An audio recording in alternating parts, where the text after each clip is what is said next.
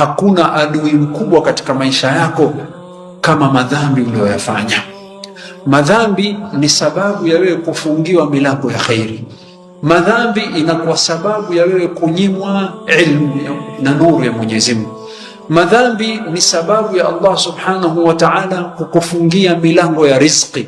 Madhambi ni sababu ya Allah kukufungia katika hatua yote unajaribu kufanya. Uone kila mahali unapokwenda au kila hatua unayochukua kuna pingamizi mbele yako. Ndio maana ulama wakatubainishia kwamba sababu kubwa ya Allah kukufariji ni wewe kumwomba Allah msamaha kwa yale uliyoyafanya. Faqultu astaghfiru rabbakum innahu kana ghaffara. Ukimwomba msamaha Mola wako, ukamrudia Mola wako, ukarekebisha mwenendo wako, hapo Mwenyezi Mungu atakushika mkono. Kila uamuzi unakuwa ni uamuzi wa sawa, na kila hatua inakuwa ni hatua ya sawa, sawa iwe katika dini yako, iwe katika dunia yako.